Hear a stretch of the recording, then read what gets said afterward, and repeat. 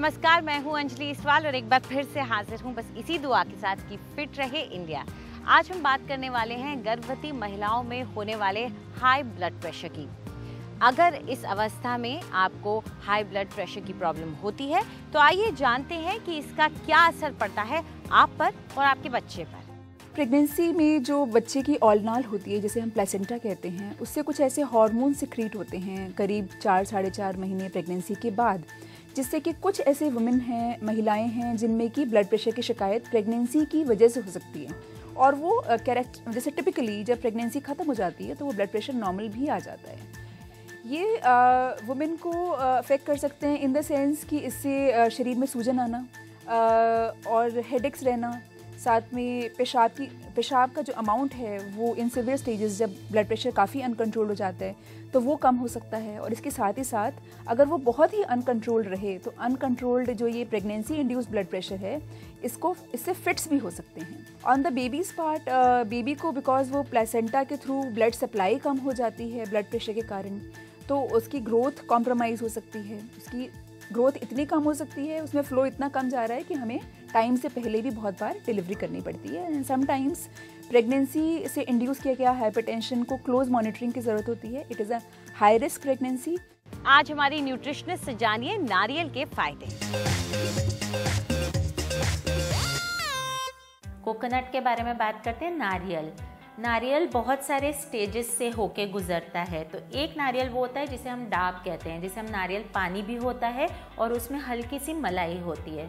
तो वो एक बहुत टेंडर स्टेज है, अर्ली स्टेज है। तो वो मलाई में बहुत सारे विटामिन्स और मिनरल्स होते हैं जिसे हम खाने से न्यूट्रिशनली फुलफिल्ड होते हैं और साथ में उसका पानी हम पी सकते हैं। अब हम बात करते हैं पके हुए नारियल की, कोकोनट जिसे हम कहते हैं। तो उसके अंदर का जो सफ़ेद कोकोनट है वो हाई इन कार्बोहाइड्रेट्स होता है एंड लो इन प्रोटीन होता है। कोकोनट मिल्क की बात करते हैं। कोकोनट मिल्क में high quality of vitamin A होता है। जो बच्चे न्यूट्रिशनली डेफिशिएंट हो या पतले हो या वीक हो, इनको अगर कोकोनट मिल्क पिलाया जाए तो इनके अंदर बहुत ज़्यादा स्टेमिना बिल्डअप होना शुरू होता है क्योंकि उसमें अच्छे अमाउंट ऑफ फैट होते हैं।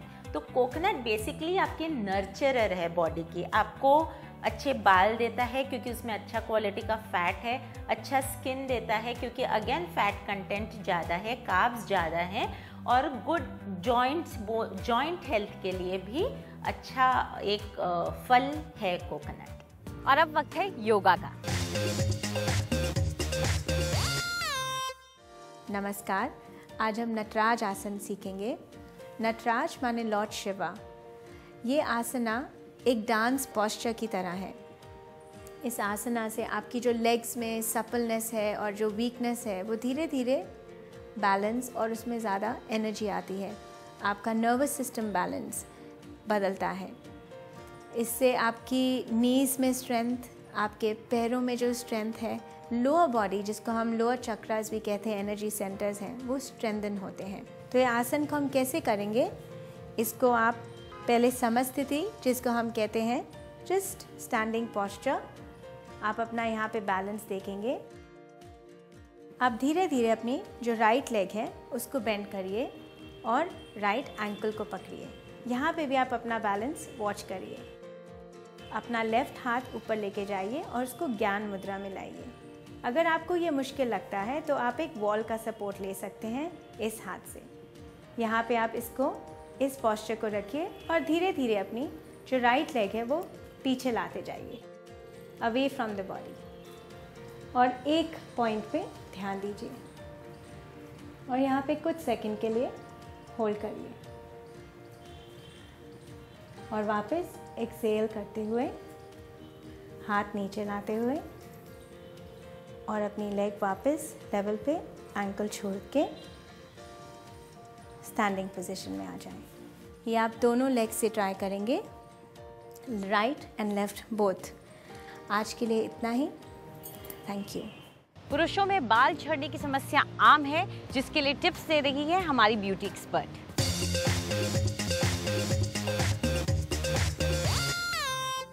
Good morning. आज हम बात करेंगे हेयर फॉल के बारे में, लेकिन खासकर हेयर फॉल जो जेंट्स में पाई जाती है। अक्सर मैंने देखा है कि जो मेन होते हैं ना तो उनके पास समय होता है लंबे ब्यूटी ट्रीटमेंट्स करने के लिए, और ना ही वो इस चीज़ में ज़्यादा दिलचस्पी दिखाते हैं। इसको आपको एक बहुत अच्छा सल्यूशन आप उनको दे सकते हैं, और वो है एक नेचुरल टॉनिक बना सकते हैं वो, या आप उनको बना के दीजिए जो वो रोज़ अपने बालों में लगाएं रात को सोने से पहले। इसके लिए हमें चाहिए पानी। बेटर है कि आप RO वाटर या मिनरल वाटर इस्तेमाल करें, क्योंकि इसमें हम कोई केमिकल प्रिजर्वेटिव्स नहीं डालेंगे, और आपको इससे कम 3 या 4 हफ्ते फ्रिज में रखना है। इसमें हम डालेंगे त्रिफला पाउडर।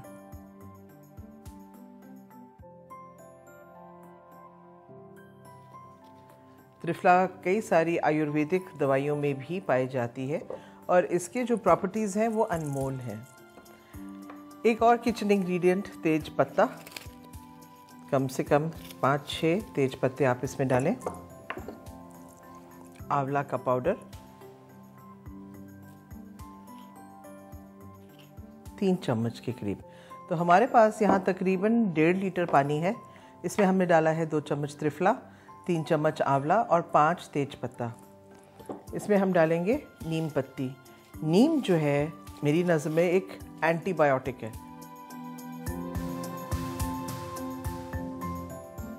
इस पानी को आप अच्छी तरह मिक्स कर लें, और इसको आप पकाने रख दीजिएगा।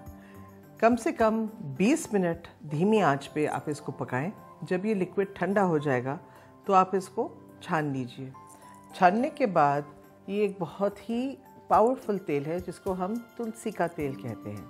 अगेन कोई भी जड़ी बूटी की दुकान हो वहाँ पर ये मिल जाएगा, ना मिले तो मेरे पास आ जाइएगा। कम से कम 2 या 3 बूंद आप इस टॉनिक में डालेंगे, बहुत कम, क्योंकि तुलसी का जो तेल है बहुत स्ट्रॉन्ग होता है। और इसको आप मिक्स करें। ये ध्यान में रहे कि जब ये टॉनिक ठंडा हो जाएगा तभी आप तेल ऐड करेंगे, नहीं तो इसमें केमिकल रिएक्शन होकर आपका टॉनिक बिल्कुल ख़राब हो जाएगा। ये आप अपने मेल फ्रेंड्स को दीजिए, उनको कहें कि ये रोज़ रात को बालों में लगाएंगे, लेकिन इसके बाद बाल कंघ ही नहीं करेंगे। सो रिसीडिंग हेयरलाइन अगर समस्या है, या अगर एक्सेसिव हेयर फॉल जो आजकल बरसात के मौसम में सबको ही होती है, तो आप ये लगा सकते हैं। सी यू टुमारो। और अब वक्त है वर्कआउट करने का।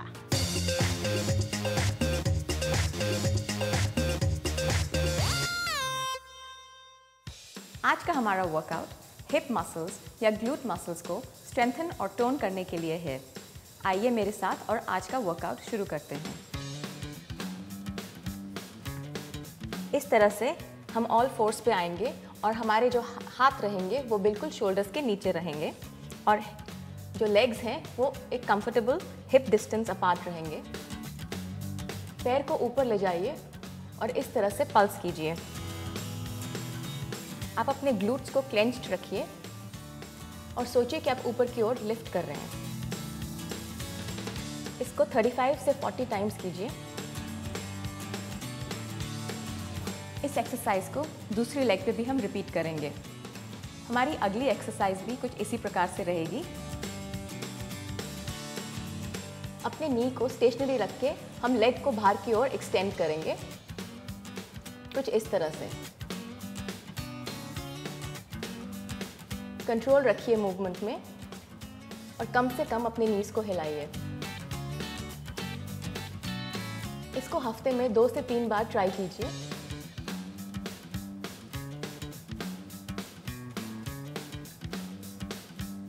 अक्सर देखा गया है कि जिन मसल्स को हम वर्कआउट नहीं करते वो अपना टोन लूज कर देते हैं।